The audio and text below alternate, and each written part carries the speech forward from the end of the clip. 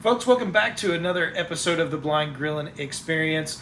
Today we're talking all about coffee and coffee makers, and we've come a very long way in a short period of time.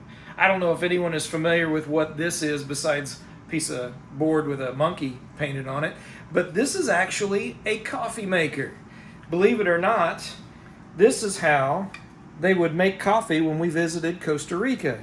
Put a little sock right there. Fill that sock full of coffee, put a cup on this little shelf, and then pour your hot water through that sock, and that's how they would make coffee in Costa Rica. Pretty cool. Very simple and extremely accessible. But today we want to do things a little bit more different, and we're always looking for technology. So we've got two different Keurig machines here in front of us. And I wanted to talk about the difference because one is much more accessible than the other. For example, we've got this large Keurig machine that has a water reservoir that can be removed and filled up, and it keeps your water hot. And anytime you're ready to make a cup of coffee or even tea, this is pretty much ready to go. The problem is the touchscreen. That is something that I've learned where certain things are.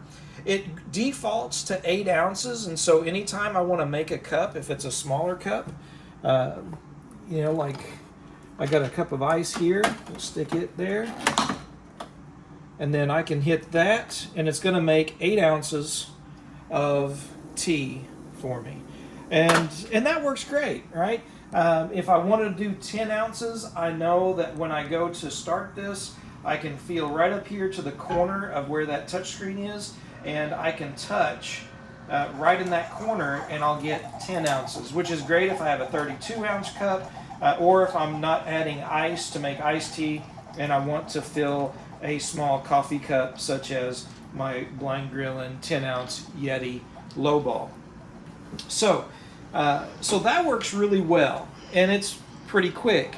The problem is when it runs out of water, you don't necessarily know what is happening because you can't see the touchscreen. The great thing about it, though, is once you learn where the different ounces are and you can touch that, as long as you keep filling this up, you really don't have to mess with the touchscreen at all. It pretty much works that simply. So there we go with a cup of iced tea. Again, that's all right, but it's not the most ideal of situations. For someone who's blind or visually impaired, it's doable, but there are other things that are much more accessible. And really what I like about this smaller Keurig is that it's portable. It's one for travel. I take it when we travel and visit various places, when I go on fishing trips. And so it comes with this little container here where you can stack 3 different rows of whether it's coffee or tea or whatever you want to stack in there. And it slides right in, and it just great for keeping it all together. The cord goes into the back and is self-contained within the back of the machine, so that's all well and good. But here's the easy thing about it. We've got our coffee brand coffee. Folks, this stuff is great. One of my favorite coffees right now. I'm doing the dark premium, and it just, you can do subscriptions where they send it to you automatically. You can order it on your own. They've got the ground coffee that you can order if you still want to use the sock, like the Costa Rican coffee maker that we've got over there, or they've got the K-Cups. But I mean, Coffee Brand Coffee is just a great company and really great coffee. I'm loving it. I've tried lots of them, and this has become my favorite. This machine here, this Keurig, when you plug it in, it pretty much comes on. But I've turned it off. There's 3 tactile buttons, which are great. You've got your on and off. You've got your strong brew, and then you've just got your start button. And so what we'll do is we're going to open this up, which is our reservoir, and I'm going to pour in my cup of water into this reservoir. Get that filled up.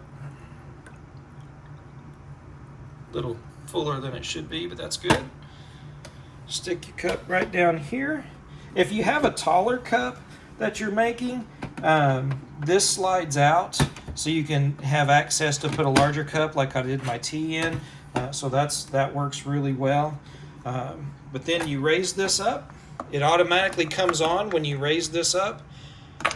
We close it, and I just hit that button and it works. What's going to happen now is it's going to bring in this water into where it's going to heat it, and once it is hot, it's going to drip it out into my cup, and I'll be ready to go with a cup of coffee. And I can do that every time I want a cup of coffee, and that's how simple this machine is. Completely accessible, tactile buttons, and just a really simple, simplistic, works. And so Keurig did a really good job with that.